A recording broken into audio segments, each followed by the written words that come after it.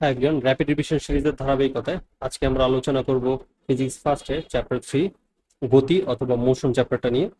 So যেহেতু এটা একটা রিভিশন সিরিজ, তো আমি ধরে নিব যে তোমাদের মোটামুটি এই চ্যাপ্টার সম্পর্কে একটা আইডিয়া আছে, এবং সেটা ভেবে আমি ওই অনুযায়ী লেকচারটা দিব। ফার্স্ট ফার্স্ট যতটা সম্ভব দ্রুত আমি লেকচারটা দিব, এবং এই চ্যাপ্টারে কোন কোন টপিকগুলো বেশি ইম্পর্টেন্ট, কোথা থেকে কোয়েশ্চেন আসে, সেই সম্পর্কে মোটামুটি একটা আইডিয়া দেওয়া হবে। ঠিক আছে, সো এই ক্লাসটা করলে তোমাদের মোটামুটি এই চ্যাপ্টার সম্পর্কে কি কি টপিক আছে, মোটামুটি ইম্পর্টেন্ট যে টপিকগুলো আছে সবগুলো সম্পর্কে একটা মোটামুটি আইডিয়া হয়ে যাবে, এবং কি ধরনের কোয়েশ্চেন কোথা থেকে আসতে পারে তারও একটা হালকা ধারণা হয়ে যাবে। ওকে, সো এখানে মূলত কনসেপ্ট রিভিশনেরই ক্লাস, মূলত এই ক্লাসটা হবে।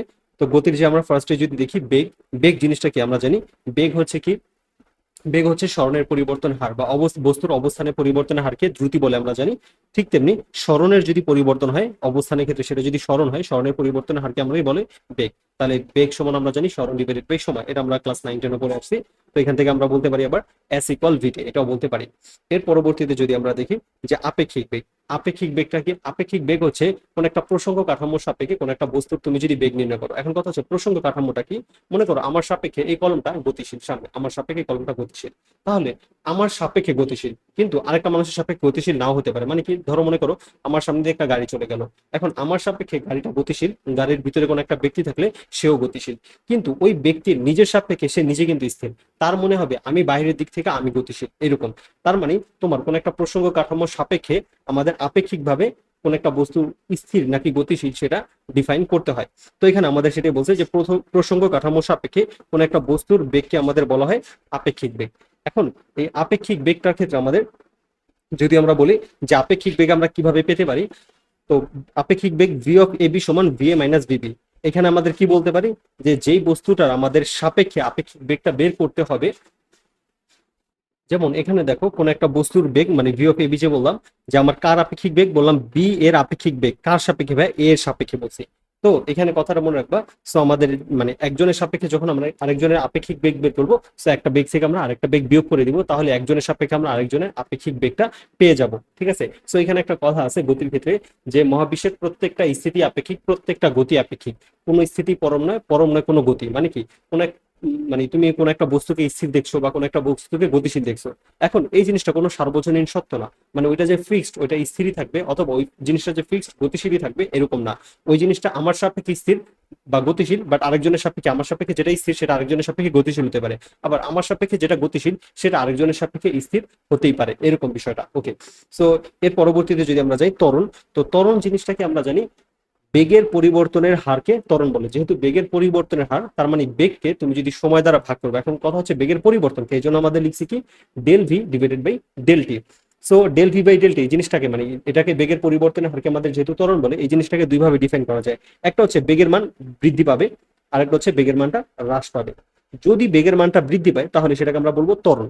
তাহলে সেক্ষেত্রে আমাদের কি, যদি বেগের মান বৃদ্ধি পায় তাহলে আমাদের শেষ বেগটা বড় হবে আর আদি বেগটা ছোট হবে। তাহলে সেক্ষেত্রে আমাদের কি, মানে ডেল ভি, ডেল ভিটা সমান কি হবে ভি মাইনাস ইউ, যেটা আমাদের এখানে হয়েছে যে v minus u divided by t. তো এই ক্ষেত্রে আমরা জিনিসটাকে বলবো ত্বরণ বা ধনাত্মক ত্বরণ বলি, বা এই ত্বরণটাকে আমরা বলি ধনাত্মক ত্বরণ। ঠিক আছে, ধনাত্মক ত্বরণ।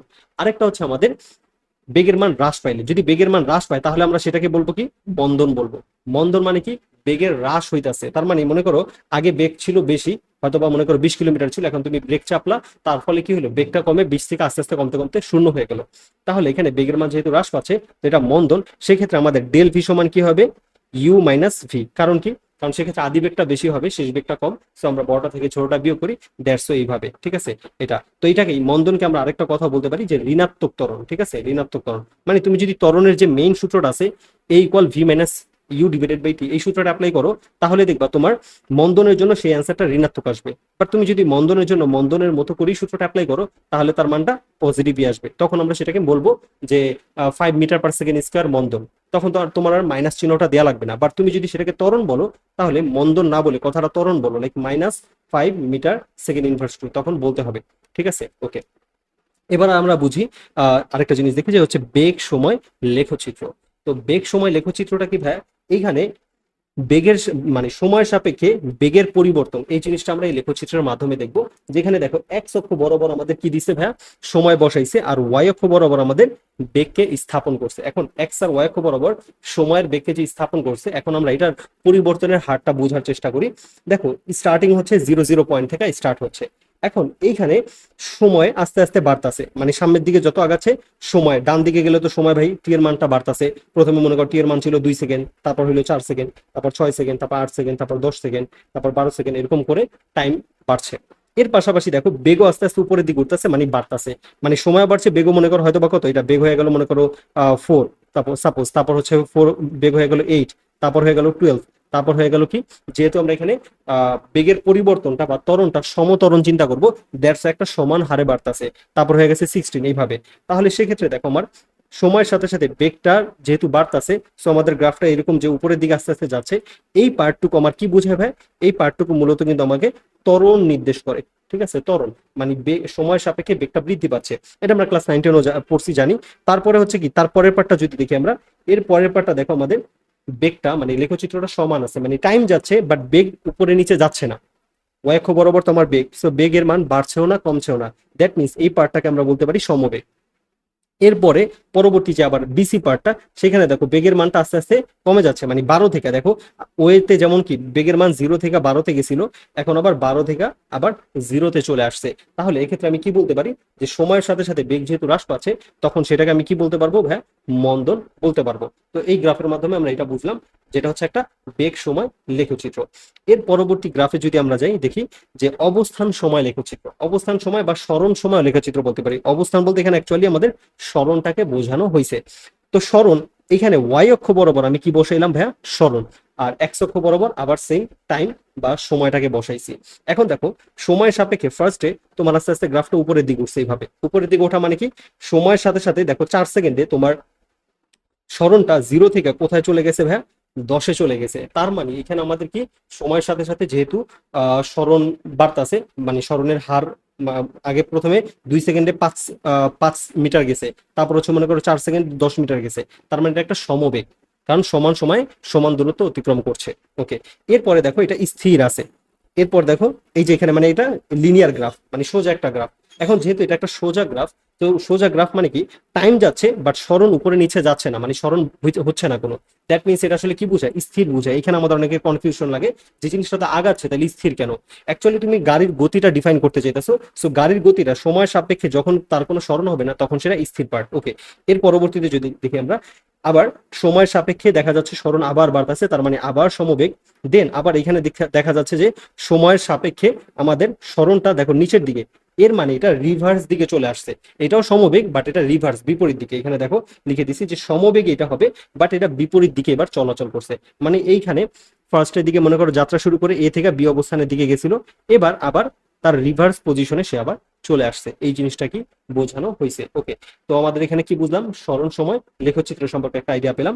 এরপরে যদি আমরা দেখি গতির কিছু সূত্রসমূহ, তো গতির সূত্রগুলো আমরা যদি জানি, গতির সূত্রগুলো লেখার জন্য আমাদের মূলত 5টা রাশি মানে দিয়ে আমাদের গতির সূত্রগুলো তৈরি হয় সাধারণত। কি ইউ, ভি, এস, টি, এ।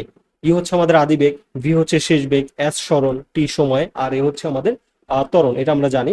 তো এই 5টা জিনিস দিয়ে আমাদের সূত্র যতগুলো তৈরি হবে, প্রত্যেক 5টা থেকে আমাদের চারটা চারটা করে আমরা কম্বিনেশন দিব। কম্বিনেশন চ্যাপ্টারটা যদি আমরা করে থাকি হায়ার ম্যাথে, তো আমরা জানি যে 5টা থেকে বারবার আমরা 4টা সিলেক্ট করে করে বিভিন্ন সূত্র তৈরি করব। প্রত্যেকটা সূত্রটি ম্যাক্সিমাম সূত্রতে দেখবা, সবগুলো তা না হলো বাট ম্যাক্সিমাম সূত্রটি দেখবা তোমার 4টা উপাদান লাগবে। সো সেই 4টা উপাদান থেকে তোমার শর্টকাট হিসেবে মাথায় জিনিসটা এইভাবে মনে রাখবা, যে 4টা জিনিস থেকে তুমি যদি কোনোভাবে সামহাউ 3টা জিনিস জানতে পারো, তাহলে তুমি সেটা আরেকটা জিনিস অজানা মানটা তুমি জানতে পারবা। তো এখানে আমাদের দেখো 1 নম্বর সূত্রে আমার কি দিছে ভাই, এস ইকুয়াল ভিটি দিছে। তো এস ইকুয়াল যে আমাদের ভিটিটা দিছে, এস ইকুয়াল ভিটি, এখানে আমাদের 3টা মান আছে, 3টা। সো এস হচ্ছে আমাদের সরণ, সরণ ইকুয়াল বেগ ইন্টু সময়, এটা আমরা জানি। সো এখান থেকে যে কোনো 2টা জানলে আমরা আরেকটা জানতে পারবো। 2 নম্বর সূত্র S equal you plus V divided by 2 into T. এখানে আছে ভাই 4টা, 2টা 3টা 4টা। তো 4টা থেকে যে কোনো 3টা জানলে আমরা আরেকটা জানতে পারবো। এখানে বারবার বললাম 4টা 4টা করে দেখবা কম্বিনেশনে বিভিন্ন সূত্র তৈরি হচ্ছে। সো এখানে 3 নম্বর মনে করো S equal u t plus half a t square. এখন তুমি যখন এই সূত্রগুলো অ্যাপ্লাই করবা, এখানে সবচেয়ে ইজিয়েস্ট ওয়ে হচ্ছে, মনে করো তুমি দেখবা আগে তুমি কোন 4টা জিনিস বা কোন 3টা জিনিস জানো। মনে করো সাপোজ তুমি এখান থেকে যে আমি র্যান্ডমলি বললাম, আমি ইউ জানি, ভি জানি, তারপর হচ্ছে মনে করো এ জানি, এ জানি, তারপর আমার এই 3টা আমি জানি, এই 3টাকে আমি জানি, আর আমাকে বললো এস ইকুয়াল কত, সরণ কত, সেটা আমাকে জানতে চাইছে। তো এই 4টা দিয়ে আমি এখন চিন্তা করবো কোন সূত্রটা তৈরি হয়। এই 4টা দিয়ে কোনটা সূত্র তৈরি হয় বলতো, আমাদের V square equal U square plus 2 A S, এই সূত্রটা তৈরি হয়। ঠিক আছে, তো এইভাবে আমরা চিন্তা করবো, এই যে এইটা 5 নম্বর সূত্রটা আমাদের তৈরি হচ্ছে। তো এইভাবে যদি আমরা চিন্তা করি তাহলে আমাদের জন্য চিন্তা করাটা ইজি হবে এবং সূত্রটা মনে করাটা আমাদের জন্য অনেকটা সহজ হয়ে যাবে। এরপরে 4 নম্বর সূত্রটা যদি দেখি, ভি ইকুয়াল ইউ প্লাস এটি, এখানেও 4টা জিনিস। আবার 6 নম্বরে দেখি a equal del V divided by t, এটাকে আমরা ওই যে লিখতে পারি v minus u divided by t, ত্বরণের জন্য মন্দনের জন্য। তো এটা আমরা আগে পড়ে আসছি। সো এখানে যেটা আবার যদি বলি শর্টকাটটা কি আমাদের, আমরা আগে এই সূত্রের কোনটা আমার প্রয়োজন সেটার জন্য আগে আমি ডিফাইন করব আমার কোন 3টা জিনিস দিয়ে দিছে আর কি লাগবে। ওই 4টা দিয়ে আমার কোন সূত্রটা তৈরি হয় তখন আমরা চিন্তা করবো যে ওই 4টা কোন সূত্রে আছে। দেন আমাদের তাহলে আমাদের ইজি হবে, দ্রুত আমরা আইডেন্টিফাই করতে পারবো আমার কখন কোন সূত্রটা অ্যাপ্লাই করা প্রয়োজন। ওকে, তাহলে এখান থেকে আরেকটা জিনিস, যে 5টা জিনিসের মধ্যে যে কোনো তুমি যদি 3টা জানো তাহলে বাকি 2টা তুমি জানতে পারবা, বাকি 2টা উপাদান তুমি জানতে পারবা। ঠিক আছে, এইভাবে, কারণ 3টা জানলে পরে একটা জানবা, তারপর ওই আরো 3টা ইউজ করে বাকি আরেকটা জানবা, এইভাবে করে। ওকে, এরপরে আসে আমাদের লাস্ট আরেকটা সূত্র, সেটা হচ্ছে nth বা n তম সেকেন্ড অতিক্রান্ত দূরত্ব। তো এই জিনিসটাতে অনেকের কনফিউশন হয় যে nth তম সেকেন্ড অতিক্রান্ত দূরত্বটা আমরা একটু খুব একটা বুঝি না। যে অনেকে বলে যে 5 সেকেন্ড অতিক্রান্ত দূরত্ব, এটা মানে কি, মনে করে এই যে এখান থেকে যাত্রা শুরু করছে, 4 সেকেন্ড পরে কোথায় গেছে বা 5 সেকেন্ড পরে কোন পর্যন্ত আসছে, সেই জিনিসটা হচ্ছে তোমার 5 সেকেন্ড অতিক্রান্ত দূরত্ব টোটাল, এখান থেকে এই পর্যন্ত টোটাল। এখন কথা হচ্ছে আমি তোমাকে বললাম থার্ড সেকেন্ড অতিক্রান্ত দূরত্ব কত, থার্ড সেকেন্ডে। এখন থার্ড মানে এটা একটা সেকেন্ড বোঝায়, এটা 3 সেকেন্ড বোঝায় না, এটা আসলে একটা সেকেন্ড বোঝায়, 3 নাম্বার সেকেন্ড। মনে করো এখান থেকে যাত্রা শুরু করছিল, বাট তার তো একটা ত্বরণ আছে, যেহেতু ত্বরণ আছে, সো ফার্স্টের দিকে তুমি যদি একটা বাইক চালাচ্ছ, তো তুমি যদি ফার্স্টের দিকে তোমার ত্বরণ থাকে, ফার্স্টের দিকে তুমি হয়তো একটু স্লোলি আগাবা, বাট 2 নাম্বার সেকেন্ডে তোমার বেগটা আরো বাড়বে, এর ফলে তুমি আরো বেশি 2 নাম্বার সেকেন্ড অনেকখানি দূরত্ব অতিক্রম করবা। থার্ড সেকেন্ডে মানে 3 নাম্বারে একটা সেকেন্ড, থার্ড সেকেন্ড বলতে কি 2 সেকেন্ড থেকে স্টার্ট করে 3 নাম্বার সেকেন্ড পর্যন্ত, লাইক 2.1 2.3 2.4 এভাবে করতে করতে 3 নাম্বার সেকেন্ড পর্যন্ত এই একটা সেকেন্ডে তুমি কতখানি দূরত্ব গেলা, এটাই হচ্ছে তোমার থার্ড সেকেন্ডে বা ফোর্থ সেকেন্ড বললে ফোর্থ সেকেন্ড অতিক্রান্ত দূরত্ব, এরকম ভাবে। ওকে, তো এটার জন্য আমাদের 9 10 আমরা কি করতাম, মনে করো আমার থার্ড সেকেন্ডে লাগবে, তো আমি কি করতাম যে 3 সেকেন্ডে আমি টোটাল কতখানি গেলাম সেটা আমি বের করতাম। 3 সেকেন্ডে টোটাল আমি এখান থেকে কতখানি গেলাম এটা বের করতাম, এটা হচ্ছে আমার 3 সেকেন্ডের জন্য, এটা আমি বলতাম S3। দেন আমি আরেকটা জিনিস বের করতাম, সেটা হচ্ছে 2 সেকেন্ডে আমি কতখানি গেছি, 2 সেকেন্ডে, এটা বের করতাম। ঠিক আছে, এটাকে আমি বলতাম S2 মনে করো। দেন আমার হচ্ছে থার্ড সেকেন্ড, যেটা থার্ড সেকেন্ড অতিক্রান্ত দূরত্ব মানে S3TH, মানে থার্ড সেকেন্ড অতিক্রান্ত দূরত্বটা আমি কিভাবে পাবো, S3 - S2, মানে যে বড়টা নীল এইটুকু থেকে তুমি যদি সবুজ এইটুকু বাদ দিয়ে দাও তাহলে অবভিয়াসলি তুমি এইটুকু পাবা, এরকম বিষয়টা আমাদের পেয়ে থাকি। তো আমাদের এখন এই ক্ষেত্রে একটা ডিরেক্ট সূত্র আছে যেটা আমি অ্যাপ্লাই করেও এই অ্যান্সারটাই ডিরেক্টলি পেয়ে যেতে পারি, যে এস বা যত নাম্বার সেকেন্ডে তুমি চাও U plus half of A into 2t - 1, কত নাম্বার সেকেন্ডে, মনে করো 5 নাম্বার সেকেন্ডে চাও, তাহলে টি এর মানটা তুমি 5 বসায় দিবা। 3 নাম্বার সেকেন্ডে যাও, টি এর মানটা 3 বসায় দিবা। তাহলে শুধু 3 নাম্বার সেকেন্ডে বা শুধু 5তম সেকেন্ডে তুমি কতখানি দূরত্ব গেলা সেটা এই সূত্রের মাধ্যমে আমরা পেয়ে যাব। এটা আমাদের এমসিকিউর জন্য অনেক কাজে আসে। ঠিক আছে, এমসিকিউর জন্য ইম্পর্টেন্ট খুব এই সূত্রটা। ওকে, এর পরবর্তীতে যদি আমরা দেখি যে গ্যালিলিওর গতিসূত্র। তো ভাইয়া গ্যালিলিওর গতিসূত্রে আমাদের এটা হচ্ছে আমাদের পরন্ত বস্তুর জন্য, গ্যালিলিওর গতিসূত্রগুলো কার জন্য ভাইয়া, পরন্ত বস্তুর ক্ষেত্রে আমাদের প্রযোজ্য। ঠিক আছে, তো গ্যালিলিওর সূত্রগুলো আমাদের যে পরন্ত বস্তুর জন্য, পরন্ত বস্তুর জন্য গ্যালিলিও 3টা সূত্র নিয়ে আলোচনা করা হয়েছে। ঠিক আছে, সেই 3টা সূত্র কি আমাদের, গ্যালিলিওর যদি আমি প্রথম সূত্রটা বলি, গ্যালিলিওর প্রথম সূত্রটা আমাদের কি বলছে, যে মনে করো কোনো যদি বাধা কাজ না করে তাহলে যে কোনো 2টা বস্তু তাদের ভর যাই হোক না কেন, তাদের যদি ছেড়ে দাও তাহলে তারা সমান সময় সমান পথ অতিক্রম করবে। যেমন কি মনে করো এটা একটা ছোট্ট একটা বস্তু, ছোট্ট একটা ইটের কণা বা একটা কাগজ যাই হোক, সেটা আমি ফেলে দিলাম, এইটা 5 সেকেন্ডে যতখানি দূরত্ব অতিক্রম করবে, আমি যদি এখানে একটা বড় বস্তু ফেলে দিই তাহলে সেটা 5 সেকেন্ডে সেম ডিস্টেন্সে অতিক্রম করবে। সেক্ষেত্রে তুমি একটা কাগজ ফেলে দাও, একটা বড় ইট ফেলে দাও, বাট আমরা যদি প্র্যাকটিক্যাল লাইফে দেখি আমরা দেখবো কাগজটা একটু পরে পড়বে আর ইটটা অনেক দ্রুত পড়বে। এর কারণ হচ্ছে কি, যেহেতু আমাদের ইটের ভরটা বেশি, দ্যাটস ওয়াই তার ওজনটা বেশি, এর ফলে আমাদের এখানে একটা পৃথিবীর ক্ষেত্রে একটা বাধাদানকারী বল কাজ করে। সেই বাধাদানকারী বলটা দ্বারা আমাদের যে কাগজ যেটা আছে সেটা খুব হালকা কম প্রবাহিত হয়, বাট যেটা আমাদের ইট আছে, ঠিক আছে ইট আছে, সেই ইটটা অনেক বেশি, মানে কাগজটা অনেক বেশি প্রভাবিত হয়, তার ফলে এটা অনেক বেশি বাধা পাওয়ার ফলে এটা আস্তে আস্তে নিচে নামে। এটা হচ্ছে বাতাসের কারণে, বাট ইটটা মানে ওই বাতাস যেহেতু তার ওজন বেশি, তা এই জন্য সে কম প্রভাবিত হবে, দ্যাটস ওয়াই সে খুব দ্রুত নিচে পড়তে পারবে, যেহেতু তার ওজন বেশি, সো নিচের দিকে একটা বেশি বল প্রয়োগ করে মানে খুব দ্রুত নিচে নামতে পারতেছে, বাধাটা সহজে অতিক্রম করতে পারতেছে। কিন্তু যদি কোনো বাধাই না থাকে লাইক কোনো বাতাসের বাধা নেই মহাকাশে, তখন তুমি যেই বস্তুই ফেলো না কেন দুইটা বস্তু সেম টাইমে সেম ডিস্টেন্সই অতিক্রম করবে, এটা ওকে। এবার আসি আমাদের 2 নাম্বার সূত্রে, গ্যালিলিওর পরন্ত বস্তুর 2 নাম্বার সূত্র। তো 2 নাম্বার সূত্রে আমাদের বলা হয় যে ভি ইজ প্রপোর্শনাল টু টি, মানে কোন একটা বস্তুকে যদি আমি এখান থেকে উপর থেকে ছেড়ে দিলাম, ছেড়ে দিলে তাহলে কি হবে, সেই বস্তুটার অতিক্রান্ত দূরত্ব সময়ের সমানুপাতিক, মানে সময় যত যাবে তার দূরত্ব মানে বেগের মান তত বাড়বে, বেগের সমানুপাতিক। এটাকে যদি আমি একটা এক্সাম্পল হিসেবে বলি, ধরো তুমি একটা উপর থেকে একটা বস্তু ছেড়ে দিলা, এখান থেকে একটা বস্তু ছেড়ে দিলা, তাহলে ফার্স্টে এই বস্তুটার জন্য ফার্স্টে বেগটা হবে কি 9.8, ঠিক আছে। 9.8 ধরো এখানে, এখান থেকে আমি ছেড়ে দিলাম এখান থেকে, এটা পরে এটা এখানে আসলো। তো প্রথম দিকে তার যে বেগটা হবে সেটা হচ্ছে অভিকর্ষ ত্বরণ 9.8 এর সমান, এত মিটার পার সেকেন্ড। বাট দেখা যাবে দ্বিতীয় সেকেন্ডে যাওয়ার পর তার বেগটা সমানুপাতিক হারে বাড়বে, মানে 9.8 থেকে সমানুপাতিক হারে বাড়লে আরো 9.8 বেড়ে যাবে, তার ফলে 9.8 এর সাথে আরো 9.8 যোগ করলে আমরা কত পাবো, তোমার হচ্ছে 19.6, এটা এত metre per second. 3 number second আমরা কি পাবো, আরো 9.8 পরিমাণ বাড়বে, মানে সমানুপাতিক হারে তোমার 9.8 করে বাড়তেই থাকবে। এটা পৃথিবীর জন্য, যদি অন্য কোনো গ্রহ হয় সেই গ্রহের ত্বরণ অনুযায়ী এই সমানুপাতিক ভাবে বাড়বে, এই কথাটাই বলছে যে ভি আর টি পরস্পর সমানুপাতিক, ওকে। তো এখান থেকে আমরা যদি মানে সূত্রটা দিয়ে যাই, তো ভি আর টি পরস্পর সমানুপাতিক, এখান থেকে আমরা কি বলতে পারি যে প্রথমটার 1/2 v1/v2 ইকুয়াল t1/t2, t1/t2। তো এটা আমরা পড়ছিলাম যে, বা আগেও ক্লাসে বলছি, এটা শর্টকাটটা কি ভাইয়া, যে আমাদের যখনই কোনো একটা কি সূত্র সমানুপাতিক থাকবে সেখান থেকে যদি আমি তাদের সূত্র বিল্ড করতে চাই, তাহলে সেটা আমরা কি করব, প্রথমটার 1/2 সমান দ্বিতীয়টার 1/2, আর যদি ব্যস্তানুপাতিক থাকে তাহলে প্রথমটার 1/2 সমান দ্বিতীয়টার 2/1 হবে, এরকম ভাবে কথাটা, ওকে। তো এই জায়গাতে আমাদের এটা লিখলাম। এখন এটা আমাদের কখন কাজে লাগে, ধরো তোমাকে বলো যে কোনো একটা বস্তু 3 সেকেন্ডে মনে করো 50 মিটার পার সেকেন্ড বেগ অর্জন করলো, ঠিক আছে। তাহলে এটা 10 সেকেন্ডে কত বেগ অর্জন করবে, তাহলে সেটা তুমি ভি টু দ্বারা বের করবে, মানে ভি টুটা তোমাকে জানতে চাইছে, এরকম ভি টুটা জানতে চাইছে। সো ভি1 টি1 টি2 যখন দিয়ে দিবে তুমি চাইলে ভি2টা বের করতে পারবা যে কত হবে সেটা, এরকম ভাবে আমরা বের করতে পারি, ওকে। এবার আসি থার্ড সূত্রটাতে।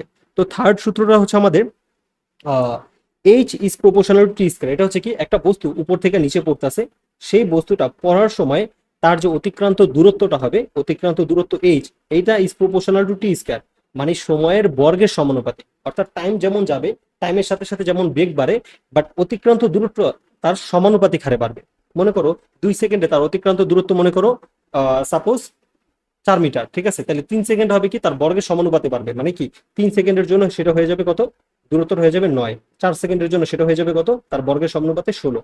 মানে এবার সমানুপাতিক হারে বাড়তেছে না, বর্গের সমানুপাতিক হারে বাড়তেছে, মানে খুব দ্রুত বাড়তেছে। এই জন্য দেখো গ্রাফটা কিন্তু, মানে এইচ এর সাপেক্ষে টি এর গ্রাফটা আস্তে আস্তে প্রথমে স্লোলি হইলেও পরে খুব দ্রুত বাড়তেছিল, কারণ আমরা জানি কোন একটা সংখ্যা যত বড় হয় তার স্কোয়ার গুলো খুব দ্রুত বড় হতে থাকে, দ্যাটস ওয়াই গ্রাফটা আস্তে আস্তে এরকম খারাপ হয়ে যাবে।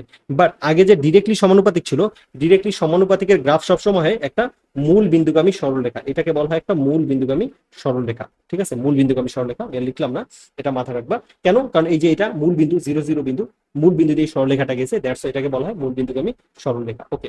এর পরবর্তীতে আমরা যদি দেখি সূত্র, আরেকটা যে এস, যে আমাদের এইখানে যে যে জায়গাগুলোতে আমরা যে আগের সূত্রগুলো পাইছি, এখন এইটাই যদি আমি পরন্ত বস্তুর জন্য বিল্ড আপ করতে চাই, তাহলে আগে এই যে অনেকগুলো সূত্র বললাম না ভাই, এই যে এখানে 7 থেকে 8টা সূত্র বললাম, প্রত্যেকটা সূত্রতে তুমি জাস্ট এস এর জায়গাতে যদি এইচ বসায় দাও, এস এর জায়গাতে তুমি এইচ বসায় দাও, আর এ এর জায়গাতে জি। কেন, কারণ এস হচ্ছে আমাদের কি সরণ, উপর থেকে নিচে পড়ার ক্ষেত্রে, উপর থেকে যখন একটা বস্তু নিচে পড়বে তখন ওই সরণ বলতে সে তার উচ্চতাটাই হচ্ছে তার সরণ, ঠিক আছে এইটা। তারপরে হচ্ছে আমাদের এর কথাটা যদি বলি, এ হচ্ছে কি আমাদের ত্বরণ। তো ত্বরণটা হচ্ছে কি আমাদের যে অভিকর্ষ ত্বরণটা থাকবে, সেই অভিকর্ষ ত্বরণটা আমাদের এখানে কাজ করবে। তো অভিকর্ষ ত্বরণটা আমাদের অ্যাজ এ ত্বরণ হিসেবে কাজ করবে, যেটা আমরা, তো এর জায়গাতে যদি আমরা জি লিখে দিই তাহলে আমার এটা হয়ে যাবে, এটা দিয়ে কাজ হয়ে যাবে, ওকে। তো এরপরে আসি আমাদের এটা প্রতিস্থাপন করে দিলে আমার কি এই সূত্রগুলোর জায়গাতে একটা পরন্ত বস্তুর জন্য যে যে সূত্রগুলো প্রয়োজন সবগুলোই পেয়ে যাব। লাইক যেমন কি একটা সূত্র যদি করে দেখাই, ভি ইকুয়াল ইউ প্লাস এটি, এটি। তো এটাকে যদি আমি পরন্ত বস্তুর জন্য বানাই তাহলে কি লিখতে পারি আমরা, v equal you plus gt, that's it. Just এর জায়গাটাতে আমি জি বসায় দিয়েছি, এইরকম ভাবে প্রতিপাদন করে, ওকে। এরপরে যদি আমরা দেখি প্লাসের গতি, প্লাসের গতি। তো প্লাসের গতিটা এটাই হচ্ছে এই চ্যাপ্টারের মোস্ট ইম্পর্টেন্ট টপিক, এই চ্যাপ্টারের সবচেয়ে ইম্পর্টেন্ট টপিক হচ্ছে ভাই এটা, ঠিক আছে। তো প্লাসের গতিটা আমাদের কি করতে হয়, প্লাসের গতি হচ্ছে এর আগে আমরা যা পড়ছি সব হচ্ছে একটা বস্তু তুমি মনে করো সামনে পিছনে, ঠিক আছে, বা একটা তল বরাবর সেটা গতিশীল ছিল। এখন মানে একটা অক্ষ বরাবর, এখন তোমার কি হবে, এটা দুইটা অক্ষ বরাবর, মানে সামনে পিছনে যেমন যাবে এক্স অক্ষ বরাবর, ঠিক তেমনি এটা উপরে নিচেও যেতে পারে এরকম। তাহলে যেহেতু দুইটা অক্ষ বরাবর, তাহলে সেক্ষেত্রে তার কি গতির যে সূত্র বা সমীকরণগুলো সেগুলো হালকা একটু চেঞ্জেস আসবে। যেমন চেঞ্জেস আসবে কি, ধরো এখানে একটা বস্তু আছে, এই বস্তুটাকে আমি কি করলাম, থিটা কোণে এভাবে নিক্ষেপ করলাম, থিটা কোণে নিক্ষেপ করলাম। তো থিটা কোণে যদি আমি এটা নিক্ষেপ করি, তাহলে এই বস্তুটা কি হবে, এইভাবে গিয়ে আস্তে আস্তে উপরে উঠবে, উত্তরটা একটা সময় আবার গিয়ে কি আবার থেমে মানে আর উপরে উঠবে না, তারপর আবার গিয়ে এইভাবে করে নিচে নামবে। যেমন আমাদের ফুটবল শট করে, ফুটবল শট করলে কি হয়, বা ক্রিকেট বল শট করলে এখানে আমাদের কি আস্তে আস্তে বলটা উপরে উঠে তারপর আবার নিচে নেমে যায়। তো এইরকম ভাবেই একটা সময় আস্তে আস্তে আবার নিচে নেমে যাবে। তো এই জায়গাতে আমাদের যদি পরিচিতিগুলো জানি, ফার্স্টে আমি এই বস্তুটাকে যে বেগে নিক্ষেপ করছিলাম সেটাকে আমাদের বলা হয় ভি নট, ঠিক আছে। এই আদিবেগে আমি এই বস্তুটাকে এখান থেকে নিক্ষেপ করছিলাম, কত ডিগ্রি কোণে নিক্ষেপ করছিলাম ভাইয়া, থিটা ডিগ্রি কোণে নিক্ষেপ করছিলাম। এরপরে এটা কারণ হচ্ছে কি, তুমি মনে করো একটা ব্যাট দিয়ে একটা বল মারলা বা ফুটবল একটা শট করলা, তুমি কত ডিগ্রি কোণে মারলা, সেটা কি নিচ দিয়ে যাবে না উপর দিয়ে যাবে, সেটা তার উপর ডিপেন্ড করে এটা, ঠিক আছে। এবং কত দূরে গিয়ে পড়বে সেটাও আমরা তার মাধ্যমে ডিফাইন করতে পারি। এখানে থিটা আর কত বেগে নিক্ষেপ করলা, এই দুইটা জিনিসই সবচেয়ে বেশি ইম্পর্টেন্ট। ভি নট হচ্ছে আমার কি, কত ডিগ্রি মানে কত বেগে তুমি নিক্ষেপ করলা বস্তুটা, বা আদি বেগ বলতে পারি। আর থিটা হচ্ছে কি আমাদের, থিটা হচ্ছে আমাদের কত কোণে নিক্ষেপ করলা, আনুভূমিকের সাথে বা ভূমির সাথে সেটা কত কোণে নিক্ষেপ করা হলো, এটাই আর কি। তো এখন আমরা এখান থেকে যে উলম্ব উপাংশটা বের করবো, উলম্ব উপাংশটা কি ভাইয়া, ভি ওয়াইটা এখান থেকে আমি বের করতে চাই, ঠিক আছে। এখান থেকে আমি ভি ওয়াইটা বের করবো। তো ভি ওয়াই হচ্ছে কি, মানে এইখানে যখন এই একটা বস্তু এইভাবে যখন যাচ্ছে, প্লাসের গতি যে এটাকে বলা হয়, এই প্লাসের গতির ক্ষেত্রে প্রত্যেকটা মোমেন্টে তার দুইটা অক্ষ বরাবর তার গতিশীল এই বস্তুটা। কেমন দুইটা অক্ষ বরাবর, দেখো একটা অক্ষ হচ্ছে এক্স অক্ষ বরাবর, আমরা ভেক্টরে পড়েছিলাম কোন একটা বস্তুকে তুমি যখন এইভাবে বল প্রয়োগ করো তার দুইটা উপাংশ থাকে, একটা হচ্ছে এক্স অক্ষ বরাবর এফ এক্স, আর একটা হচ্ছে এফ ওয়াই, ঠিক আছে, এফ ওয়াই এইভাবে আমরা পড়েছিলাম। ঠিক তেমনি এই ভি বা ভি নট এটা যেটা আছে, তার দুটো উপাংশ আছে, একটা হচ্ছে এক্স অক্ষ বরাবর যেটাকে আমরা ভিএক্স বলবো, আর একটা হচ্ছে ওয়াই অক্ষ বরাবর যেটা হচ্ছে ভিওয়াই। ভিএক্স এর কাজ হচ্ছে এই বস্তুটাকে সামনের দিকে নিয়ে যায়, এইভাবে সামনের দিকে নিয়ে যাচ্ছে, বাট আস্তে আস্তে এটা উপরের দিকে উঠতেছে না, সেটা হচ্ছে ভিওয়াই এর কাজ। ভিওয়াই উপাংশটা আমাদের কি, এটাকে উপরের দিকে নিয়ে যাচ্ছে, আর ভিএক্সটা আমাদের সামনের দিকে নিয়ে যাচ্ছে, এর ফলে এই বস্তুটা অগ্রসর হচ্ছে। তো এখানে আমাদের ভিওয়াইটা বের করা ওয়ে কি, আমরা আগে ভিএক্সটা বের করি। ভিএক্সটা কি, ভিএক্সটা হচ্ছে আমাদের এই যে ভিএক্স সমান ভি নট কস থিটা। কেন কস থিটা, আমরা পড়ছিলাম যে কোনো একটা ক্ষেত্রে, আমাদের এই সব ক্ষেত্রে যখন আমরা করছি যে এফ এক্স সমান কি হবে, এটা যদি থিটা হয় যার সাথে অ্যাঙ্গেল তার কস থিটা হয়, তাহলে এটা হচ্ছে আমাদের এফ কস থিটা, এরকম ভাবে আমরা করতাম, তাহলে এটা হচ্ছে হয়তো কি আমাদের এফ সাইন থিটা। এই সিমিলারলি এই জিনিসটা আসছে যে এটা হচ্ছে আমাদের যার সাথে অ্যাঙ্গেল, থিটাটা হচ্ছে কি আনুভূমিকের সাথে অ্যাঙ্গেলটা, এই যে থিটা হচ্ছে আনুভূমিকের সাথে অ্যাঙ্গেল, দ্যাটস এটা ভি নট কস থিটা, তাহলে এটা আমাদের কি হবে ভি নট সাইন থিটা, এটা হচ্ছে আমার ভি ওয়াই এর মানটা। ওকে, বুঝলাম। এরপরে আসে আমাদের যে তোমার একটা সময় যখন একটা মোমেন্টে গিয়ে এটা উপরে উঠতে উঠতে আর উপরে উঠবে না, তারপর হচ্ছে কি আস্তে আস্তে আবার নিচে পড়া শুরু করবে। তো যেহেতু এটা একটা নির্দিষ্ট সময় পর্যন্ত উপরে উঠে আর উঠবে না, তাহলে সেক্ষেত্রে আমাদের কি এই একদম আপার একটা মোমেন্ট পাবো যেখানে গিয়ে আমাদের ভি ওয়াই এর মানটা জিরো, ঠিক আছে। ভি ওয়াই এর মানটা জিরো মানে কি, ওইখানে গিয়ে এই বস্তুটা মানে ওয়াই অক্ষ বরাবর যে উপরের দিকে ওঠার বেগ সেটা শূন্য হয়ে যাবে, দেন এটা আবার নিচের দিকে রিভার্সলি আবার নিচের দিকে পড়তে থাকবে, এরকম বিষয়টা হবে। তখন আবার কি থাকবে, এক্স অক্ষ বরাবর সেটা ভিএক্স সামনে আগাবে, বাট ওয়াই অক্ষ বরাবর সে এবার নিচের দিকে নামবে, এরকম হবে বিষয়টা। ওকে, এবার এদের সূত্রে আসি।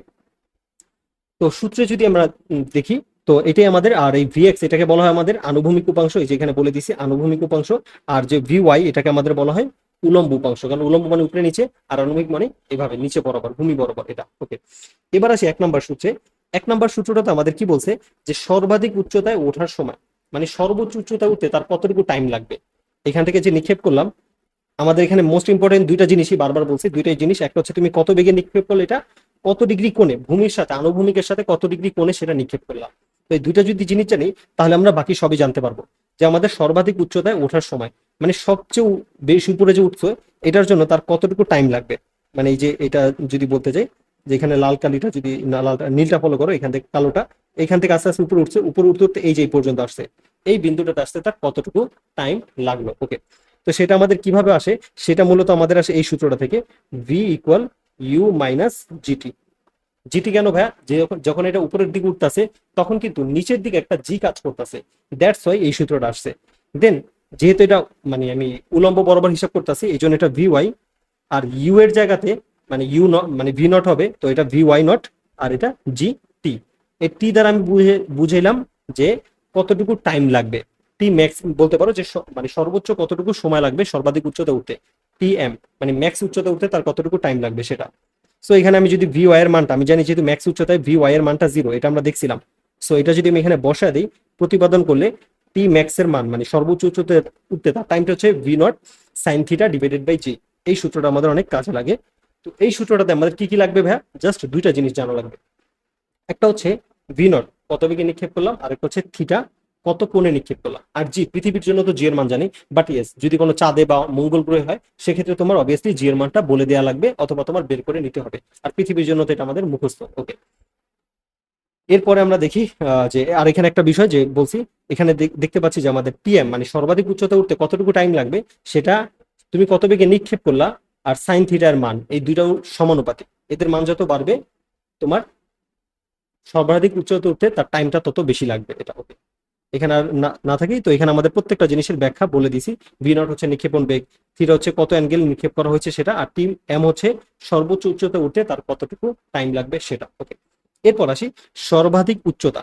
তো সর্বাধিক উচ্চতাটা কি ভাইয়া? এই জায়গা থেকে তুমি এই যে মনে করো এটা নিক্ষেপ করলাম, যে এখান থেকে যদি আমরা দেখি এইখান থেকে এটা আমি নিক্ষেপ করলাম, এখানে এসে পড়লো, তাহলে সর্বাধিক মনে করো এই লেভেলে এটা হচ্ছে সর্বাধিক উচ্চতা। এই যে এটা হচ্ছে সর্বাধিক উচ্চতা। তো সিমিলারলি এখন আমি কি এটা জানার জন্য আমার v square equal u square minus 2gh এই সূত্রটা অ্যাপ্লাই করা লাগবে, যেখানে এইচটা হচ্ছে এইচ ম্যাক্স, সর্বাধিক কতটুকু উচ্চতা এটা হচ্ছে আমাদের এইচ ম্যাক্স, সর্বোচ্চ কত উপরে উঠবে। আগে দিছি কি এই সর্বাধিক উপরে উঠতে তার কত টাইম লাগতো, এই যে এখানে সর্বাধিক উপরে উঠতে তার কতটুকু টাইম লাগতো এটা ছিল টাইম। এখন কতটুকু উপরে উঠলো সেটা, তো এইচ ম্যাক্স সমান v not sine theta whole square divided by 2g। এখানেও সেম, জাস্ট তোমার কি লাগবে যে কত বেগে নিক্ষেপ করলা সেটা লাগবে, কত কোণে নিক্ষেপ করলা সেই জিনিসটা জানলি তুমি এই সূত্রের মাধ্যমে সর্বাধিক উচ্চতাটা বের করতে পারবা। এটা আমাদের খুব ইম্পর্টেন্ট। প্লাসের প্রত্যেকটা সূত্রই ইম্পর্টেন্ট, ঠিক আছে? প্লাসের টপিকটাই এই চ্যাপ্টারের সবচেয়ে মোস্ট ইম্পর্টেন্ট টপিক। ওকে, এরপর আসি, তো এখানে আমরা সেম ভাই এইচটাও কি আমাদের ভি নট মানে কত বেগে নিক্ষেপ করলা আর সাইন থিটা এদের সমানুপাতিক। এবার আসি আমরা বিচরণকালে। বিচরণকাল কি ভাইয়া? এই যে এখানে একটা বস্তুকে যে তুমি নিক্ষেপ করলা, এইখান থেকে গিয়ে সেই যে এখানে পড়লো, সেইখান থেকে স্টার্টিং টু এন্ডিং তার টোটাল কত টাইম লাগলো, এটা হচ্ছে তার বিচরণ কাল টি। তো এখানে আমি এটার দেখো দুইটা পার্টে ভাগ করতে পারি। একটা হচ্ছে এখান থেকে তার সর্বাধিক উচ্চতা আসতে তার টি সময় লাগছিল বা টি এম সময় লাগছিল। সিমিলারলি এখান থেকে তার যদি এখানে নিচে পড়ে, এটা তার অর্ধেক পার্ট বলতে পারো। সো তার সর্বাধিক উচ্চতা উঠতে যা টাইম লাগবে সেম ভাবেই সে আস্তে আস্তে নিচের দিকে পড়বে, সো তার নিচে নামতে এক্স্যাক্টলি সেম টাইম লাগবে, সো তার এখানে নামতেও একই সময় লাগবে। তার মানে টি সমান কি হবে আমাদের? এই দুইটার যোগফলের সমান, এই দুইটার আমাদের যোগফলের সমান হবে আমাদের টিটা। তাহলে টি ইকুয়াল আমি কি বলতে পারি, বা দুইটাকে যোগ করলে আমি কি বা দুই গুণ দিয়েও দিতে পারি একই কথা, দুইটা যোগ করলে 2m অথবা 2 × tm এটা লিখলাম। তাহলে বিচরণকাল টি সমান কি হবে? যে সর্বাধিক উচ্চতা উঠতে যে সময় তার দ্বিগুণ। সো এখান থেকে আমি টিএম এর সূত্রটা যদি এখানে বসা দিই তাহলে আমি কি বিচরণ কালটা পেয়ে যাব, মানে স্টার্টিং টু এন্ডিং, মানে আমি একটা বস্তুকে নিক্ষেপ করলাম, আমার নিক্ষেপণ মোমেন্ট থেকে শুরু করে সেটা গিয়ে আবার নিচে পড়তে কতটুকু টাইম লাগবে সেটা আমরা এখানে পেয়ে যাব। ওকে, এরপরে যদি আমরা দেখি 4 নম্বরে আমাদের আনুভূমিক পাল্লা। আনুভূমিক পাল্লা মানে কি ভাইয়া? আনুভূমিক পাল্লা হচ্ছে তোমার একটা বস্তুকে তুমি নিক্ষেপ করলা, এখানে যদি আমি এটা দেখি আনুভূমিক পাল্লাটা আমরা এখানে, তো আমি এখান থেকে নিক্ষেপ করলাম, যে এখান থেকে নিক্ষেপ করলাম এখানে গিয়ে পড়লো, তোমার এই যে স্টার্টিং টু শুরু করে এন্ডিং কোথায় গিয়ে পড়লো, এটা আনুভূমিক বরাবর তার যে দূরত্বটা এটা কি আমাদের আনুভূমিক পাল্লা আর দ্বারা প্রকাশ করা হয়। মানে তুমি যেখান থেকে নিক্ষেপ করলা সেখান থেকে এটা গিয়ে কত দূরে আনুভূমিক মানে নিচে দিয়া ভূমি বরাবর কতটুকু দূরে গিয়ে পড়লো, সেই ভূমি বরাবর তার যে সরণ সেটা হচ্ছে আনুভূমিক পাল্লা। ঠিক আছে, ওকে। তো আনুভূমিক পাল্লা ভূমি বরাবর প্রাসের অতিক্রান্ত দূরত্ব লিখে দিছি। ওকে, এবার আসি আর। আর ইকুয়াল কি আমাদের? আর ইকুয়াল হচ্ছে v nought square sine two theta. তো এখানে আমাদের দেখো ভি নট কত বেগে নিক্ষেপ করলে সেটা লাগবে, আর সাইন এখানেও থিটা হইলেই তুমি জানতে পারবা। আর পৃথিবীর জন্য জি এর মান তো আমি জানি, তো সেটা বসাইলে আমি বলে দিতে পারবো এটা কত দূরে গিয়ে পড়লো। তো এখানে প্রত্যেকটা সূত্রই দেখো এট দেন আমার জাস্ট কত বেগে নিক্ষেপ করতেছি সেটা লাগতেছে, এবং আমার কত কোণ নিক্ষেপ করতেছে সেটা লাগতেছে, আর জি এর মানও লাগতেছে। তো পৃথিবীর জন্য তো জি এর মান মুখস্থ, ঠিক আছে, অন্য গ্রহের জন্য হলে সেটা বের করে নিতে হবে। ওকে, এরপর 5 নম্বরে আসি, সর্বাধিক আনুভূমিক পাল্লা। মানে তুমি এই যে একটা বস্তুকে নিক্ষেপ করলা, এবার একটা কনসেপচুয়ালি আমি তোমাকে বললাম আমি চাই এই বস্তুটা আমি এখান থেকে মনে করো আমি একটা ব্যাট দিয়ে একটা বল মারবো, তো এটা যদি ছক্কা হইতে হয় তাহলে আমি কি করব, যে আমি যদি চাই যে আমি সর্বনিম্ন এফোর্ট দিব, মানে আমি একটা নির্দিষ্ট বেগ দিতে পারি ওই বলটাকে, তো সর্বনিম্ন এফোর্ট দিয়ে এটা আমি সবচেয়ে দূরে নিয়ে ফেলতে চাই বলটাকে। ক্রিকেট খেলার ক্ষেত্রে এটা মাস্ট কাজে লাগে, আদারওয়াইজ তো ক্যাচ হয়ে যায়। তো সেক্ষেত্রে দেখা যাচ্ছে কোনো একটা ক্রিকেটার যদি অনেক বেশি উপরের দিকে মেরে দেয় তাহলে কি হবে, সেটা অনেক বেশি উপরে উঠবে, এই যে অনেক বেশি উপরে উঠবে, বাট দেখা যাবে আগেই পড়বে, মানে সিক্স, এখানে গেলে সিক্স হইতো বাট সিক্স হইলো না। তো এখানে দেখা যাচ্ছে কি আগে পড়লেই সেটা ক্যাচ হয়ে যাবে। দ্যাটস এখন আমি চাই কি এখানে না পড়ুক, আমি চাই একেবারে অনেক দূরে গিয়ে পড়ুক। তো সেম এফোর্ট দিয়ে আমি যদি অনেক দূরে নিয়ে ফেলতে চাই তাহলে সেক্ষেত্রে আমার 45 ডিগ্রি কোণে এই জিনিসটাকে মারতে হবে ভি নট। তাহলে আমি সেম বেগে মারলেও, সেম বেগের কারণে যদি আমি 45 ডিগ্রি অ্যাঙ্গেল করে মারতে পারি তাহলে এটা সবচাইতে দূরে গিয়ে পড়বে। ঠিক আছে, এটা এখন কথা হচ্ছে এটা কিভাবে আসলো। এটা আসছিল অ্যাকচুয়ালি এই যে এই সূত্রটা থেকে, এই যে সাইন টু থিটা, দেখো আর সাইন টু থিটার সমানুপাতিক। তো এটা থেকে আমি যদি লিখি r is proportional to sine two theta, তাহলে আমরা জানি মানে সাইন টু থিটার মান যত বেশি পাবা তুমি আর এর মান তত বেশি পাবা। তার মানে সাইন টু থিটার মান আমরা জানি সাইনের সর্বোচ্চ মান হয় কি 1। আমরা জানি সাইনের যে রেঞ্জটা -1 থেকে +1, এই রেঞ্জের মধ্যে যার সর্বোচ্চ মানটা হচ্ছে আমার 1। তো এখানে আমি এই জন্য সাইন টু থিটা ইকুয়াল 1। তো এটা আমি যদি সাইড চেঞ্জ করি তাহলে আমি থিটার মানটা পাবো 45 ডিগ্রি। সেইভাবে তো আমাদের মুখস্থ রাখতে হবে, তুমি যদি একটা বস্তুকে সর্বোচ্চ দূরে নিয়ে ফেলতে চাও যেটাকে বলা হয় সর্বাধিক আনুভূমিক পাল্লা, এটার জন্য তোমাকে ওই বস্তুটাকে 45 ডিগ্রি কোণে নিক্ষেপ করতে হবে, ভূমির সাথে 45 ডিগ্রি কোণে নিক্ষেপ করতে হবে, তাহলেই সেটা সবচেয়ে বেশি দূরে গিয়ে পড়বে। ওকে, তো এই জিনিসটা হচ্ছে কি তুমি মনে করো একটা ঢিল মারলা বা যে কোনো কিছু মারো, নিক্ষেপ করো না কেন, সে নিক্ষেপের ক্ষেত্রেও তুমি ফিজিক্সের এই লটা ফলো করলেও কাজে দিবে। ওকে, এর পরবর্তীতে আমরা দেখি, তো এটা লাস্টে আবার বলে দিয়েছি, কোনো বস্তুকে থিটা ইকুয়াল 45 ডিগ্রি কোণে নিক্ষেপ করলে আনুভূমিক সর্বোচ্চ দূরত্ব অতিক্রম করবে। ওকে, এটা কিন্তু আনুভূমিক দূরত্ব, তো সেক্ষেত্রে উলম্ব না, কারণ উলম্ব করতে গেলে তো তোমার একেবারে বরাবর সোজা উপরের দিকে মারতে হবে। ঠিক আছে, তো আমাদের টার্গেট ছিল এটা নিচের দিক দিয়া সবচেয়ে দূরে নিয়ে ফেলা। ওকে, এবার আসি বৃত্তাকার গতি। তো বৃত্তাকার গতি হচ্ছে কি আমাদের, বৃত্তাকার গতিতে আমাদের হচ্ছে যে এই এতক্ষণ যা বললাম এগুলো ছিল ভাই আমাদের রৈখিক গতি। তো রৈখিক গতির পরে আমাদের আসে বৃত্তাকার গতিতে, একটা বৃত্তাকার পথে কোন একটা বস্তু ঘূর্ণনশীল আছে, সেক্ষেত্রে আমরা তাদের সবকিছু বের করবো। তো এখানে আমরা হালকা একটু পরিচিতিটা যদি জানি, একটা বৃত্তাকার পথে যদি একটা বস্তু ঘূর্ণনশীল থাকে তার যে বেগটা থাকে সেটাকে বলা হয় ওমেগা, এটাকে বলা হয় কৌণিক বেগ। তারপর মনে করো এই মোমেন্টটা থেকে যে বস্তুটা এখানে ছিল, এইখান থেকে সে মনে করো গিয়ে এই পর্যন্ত আসলো, এই বিন্দু পর্যন্ত, ঠিক আছে আসলো, তাহলে তার সরণটা কিভাবে ক্যালকুলেট করা জানো, তার সরণটা হচ্ছে কোণের হিসাবে ক্যালকুলেট করা, যেহেতু এটা একটা বৃত্তাকার পথ, তো তার কোণটা কত ডিগ্রি, সে এ অবস্থান থেকে বি অবস্থানে যাইতে তার যে কোণ অ্যাঙ্গেল তৈরি করলো থিটা, এটা হচ্ছে তার কৌণিক মানে কৌণিক সরণ। ঠিক আছে, কৌণিক সরণ, বৃত্তাকার ক্ষেত্রে কৌণিক সরণ হয়, কৌণিক বেগ হয়, সো কৌণিক বেগ ওমেগা, আর কৌণিক সরণ হচ্ছে থিটা। অর্থাৎ এখানে আমাদের এস এ সরণের পরিবর্তে থিটা চলে আসলো, আর নর্মাল বেগ রৈখিক বেগ ভি এর পরিবর্তে ওমেগা চলে আসলো, এই জিনিসটা। তো এটা আমাদের মনে রাখতে হবে। আরেকটা বিষয়, আমাদের যদি ডিগ্রিকে রেডিয়ানে প্রকাশ করতে হয় বা রেডিয়ানকে ডিগ্রিতে, তখন আমরা জানি 1 রেডিয়ান ইকুয়াল 57.3 ডিগ্রি, অথবা পাই রেডিয়ান সমান 180 ডিগ্রি। এই জিনিসটা আমাদের মনে রাখা ভালো। ঠিক আছে, যদি আমাদের রেডিয়ান ডিগ্রির মধ্যে কাজ করতে হয়। ওকে, এরপর আসি আমাদের কৌণিক বেগের কথাটা। তো কোন একটা বস্তুর ক্ষেত্রে তুমি যদি কৌণিক বেগ পেতে চাও তাহলে ওমেগা ইকুয়াল 2π/t। এখন কথা বলতে পারো যে ভাইয়া এই 2π/t এটা কিভাবে পাইলো, এটা পাইছি হচ্ছে ওমেগা কি ভাই আমার বেগ না, তাহলে ভি ইকুয়াল আমরা জানি কি s/টি। এখন এখানে তো আমাদের সেটা কি হবে, তাহলে ওমেগা ইকুয়াল কি হবে, এস বলতে θ/টি। ঠিক আছে, এটা তো থিটার মানটা কি, এখন একটা বস্তু যদি পুরো একটা বৃত্তাকার পথ একটা ঘূর্ণন দেয় তাহলে তার মানে অতিক্রান্ত কোণটা কত হবে, 2π বা 360 ডিগ্রি, তাহলে থিটার জায়গায় আমার 2π চলে আসে। আর যে আমাদের নিচের টি একটা পর্যায়কাল, তুমি একটা পুরো ঘূর্ণন দিলে এটাকে একটা পর্যায়কাল বলে, সো তখন আমি এই টিটাকে আমি বলবো বড় হাতের টি। তো এটাই হচ্ছে আমাদের ওমেগা এর সূত্র। ঠিক আছে, এটা তখন আমাদের এইভাবে আসে, ওমেগা ইকুয়াল 2π/t। ওকে, সো আর এফ ইকুয়াল মানে কম্পাঙ্ক ইকুয়াল আমাদের 1/t, মানে প্রতি 1 সেকেন্ডে কতগুলো কম্পন বা কতগুলো ঘূর্ণন সম্পন্ন করে সেটা। তো এটা হচ্ছে 1/t, এটা আমরা জানি, টি হচ্ছে পর্যায়কাল, এফ হচ্ছে কম্পাঙ্ক। ওকে, তারপর আসি আমাদের এই দুইটা সূত্র যদি আমি একত্র করলে আমি এইটা বলতে পারবো। ঠিক আছে, এই যে 1/t এর জায়গায়, এই যে 1/t এর জায়গায় যদি এটা বসাই দিই তাহলে আমার কি আসে, 2πf আসে। তো এটা আমরা তখন আমরা এই সূত্রটা পেয়ে যাই। আচ্ছা, তো এখানে আমাদের প্রত্যেকটা জিনিসের পরিচিত লেখাই আছে। তারপর হচ্ছে পর্যায়কাল, টি হচ্ছে পর্যায়কাল, আমরা যার একক হচ্ছে সেকেন্ড অবভিয়াসলি, কারণ পর্যায়কাল একটা সময়। ঠিক আছে, একটা ঘূর্ণন দিতে বা একটা পর্যায় দিতে তার কতটুকু টাইম লাগে সেটা পর্যায়কাল।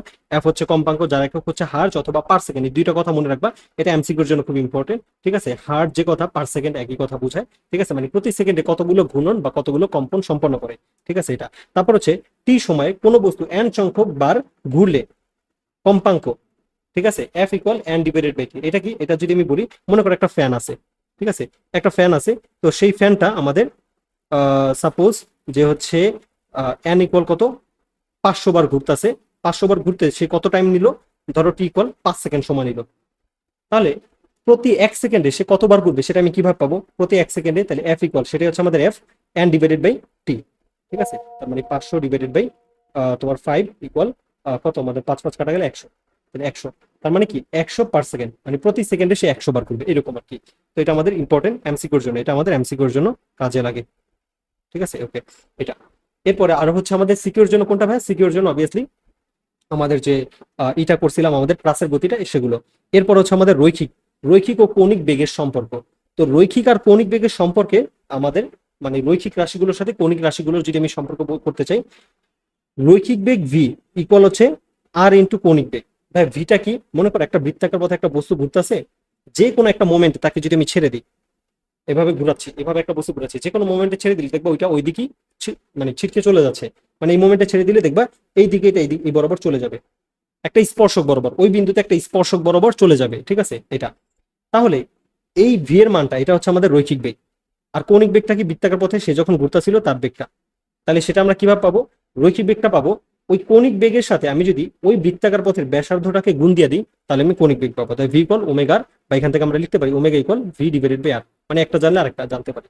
কোন একটা বৃত্তের তুমি যদি ব্যাসার্ধ জানো, তাহলে তুমি ওই বৃত্তের জন্য মানে রৈখিক বেগ জানলে কৌণিক বেগ জানতে পারো, কৌণিক বেগ জানলে রৈখিক বেগ জানতে পারো। ওকে, এরপরে আসি রৈখিক বেগের একক তো আমরা জানি মিটার পার সেকেন্ড। এখন কথা বলতে পারো যে ভাই কৌণিক বেগের একক কি, এই যে কৌণিক বেগটা আছে তার একক কি। বা কৌণিক বেগের ক্ষেত্রে মিটারের জায়গায় রেডিয়ান চলে আসে, কারণ ওই যে তোমার হচ্ছে যে স্মরণটা হয় সেটা কৌণিক স্মরণ, কৌণিক স্মরণের একক আমরা রেডিয়ানে প্রকাশ করি, এই জন্য রেডিয়ান পার সেকেন্ড, মানে ওই যে মিটারের জায়গাটাতে আমাদের রেডিয়ান চলে আসে। ঠিক আছে, এটা। ওকে, আবার হচ্ছে আমাদের যদি স্মরণের কথা বলি, স্মরণের একক যেমন মিটার, বাট কৌণিক স্মরণের একক হচ্ছে রেডিয়ান, এরকম। তারপর হচ্ছে আমাদের কি রৈখিক ও কৌণিক ত্বরণ। তো রৈখিক সেম, এখানেও তুমি যদি একটা বৃত্তাকার পথে একটা বস্তু ত্বরণ আছে, তার কৌণিক ত্বরণটাকে আলফা বলা হয়, কিন্তু সেই মোমেন্টে ছেড়ে দিলে তার যে একটা রৈখিক ত্বরণ আছে, এটাকে এ দ্বারা প্রকাশ করলে সেটা কিভাবে পাবা, এ ইকুয়াল হচ্ছে আমাদের ওই বৃত্তাকার পথের ব্যাসার্ধ ইন্টু তার যে কৌণিক ত্বরণটা আছে সেটা, এই দুইটা গুণ দিলে তুমি তার রৈখিক যে ত্বরণটা আছে সেটা পেয়ে যাবা। তো এখানে প্রত্যেকটা জিনিসের পরিচিতি দেওয়া আছে। এ হচ্ছে কৌণিক ত্বরণ, যার একক হচ্ছে রেডিয়ান সেকেন্ড ইনভার্স টু। ওই যে ভাইয়া মিটার সেকেন্ড ইনভার্স টু, এটা থেকে মিটারের জায়গাটাতে তার রেডিয়ান চলে আসছে, যেটা আমি বলে দিচ্ছি অলরেডি। তো এটা এইভাবে এককটা আসে। আর তো আমাদের ব্যাসার্ধ, ব্যাসার্ধ একক তো মিটারই স্বাভাবিকভাবে। এরবার আসি আমরা কেন্দ্রমুখী ত্বরণ। কেন্দ্রমুখী ত্বরণটা কি ভাই, কেন্দ্রমুখী ত্বরণ হচ্ছে আমাদের তোমার একটা বস্তু বৃত্তাকার পথে চলতেছে, তাহলে তার একটা কেন্দ্রমুখী বল আছে আমরা জানি, যে বলটা তাকে কেন্দ্রের দিকে আটকায় রাখে, যার কারণে সে বাইরে ছিটকে যেতে পারে না, এটা ওই বলটা। তো যেহেতু তার একটা বল আছে, সেটাকে আমাদের কেন্দ্রমুখী বল বলে, এফসি, যেটা সেন্টারের দিকে কাজ করে। ঠিক তেমনি তার একটা কেন্দ্রমুখী ত্বরণ আছে। তাহলে সেই তার যে মানে বৃত্তাকার পথে ঘূর্ণনশীল অবস্থায় তার যে একটা ত্বরণ থাকে, সেটাকে বলা হয় কেন্দ্রমুখী ত্বরণ, যেটা তাকে বৃত্তাকার পথে ঘুরতে সাহায্য করতেছে। সেই ত্বরণটা বের করতে গেলে সেটা এস ইকুয়াল কি আমাদের ওমেগা স্কোয়ার। আর সিমিলারলি এখানে ওমেগার জায়গায় তুমি যদি ওই যে আমরা ওমেগা সমান কি পাইছি ভাই, ওমেগা সমান ভি ডিভাইডেড বাই আর পাইছি। তো এটা যদি এখানে বসা দাও, তো v divided by r square into r, তো কাটাকাটি গেলে দেখবা v square divided by r এটা চলে আসে। তো এই যে জিনিসটা আমাদের এসি চলে আসবে, এটা। তো এই এই ছিল আজকে আমাদের যে ইম্পর্টেন্ট টপিক গুলো মোটামুটি, যে এখানে আমরা কি কি শিখলাম ভাইয়া, হালকা করে যদি আমি আরেকবার রিক্যাপ করি। তো ফার্স্টে আমরা হচ্ছে ভাইয়া গতির বিষয়গুলো শিখলাম, যে গতি জিনিসটা কি বা আপেক্ষিক বেগ জিনিসটা কি, এই বিষয়ে। তারপর হচ্ছে আমাদের কিছু লেখচিত্র সম্পর্কে আইডিয়া পাইছি, বেগ সময় লেখচিত্র, দেন সরণ সময় লেখচিত্র। দেন আমরা গতির কিছু সূত্র পড়ছি, যেগুলো আমরা ক্লাস 9-10 পড়ে আসছিলাম ওগুলা, এটা। এর পরবর্তীতে আমরা পড়ছিলাম হচ্ছে গ্যালিলিওর গতিসূত্র, মানে পরন্ত বস্তুর ক্ষেত্রে সেই সূত্রগুলো কি হয় গতির, সেটা। তো আমরা এখানে আমার সূত্রগুলো লিখে নিই। আমি বলছিলাম যে আমরা ওই আগের সূত্রগুলোতেই এর জায়গায় জি বসায় দিলে আর এস এর জায়গায় এইচ বসায় দিলে আমরা ওই সূত্রগুলো পেয়ে যাই পরন্ত বস্তুর জন্য। এর পরবর্তীতে আমরা যদি দেখি, এর পরবর্তীতে আমরা কি পড়ছিলাম, যে হচ্ছে প্রাসের গতি।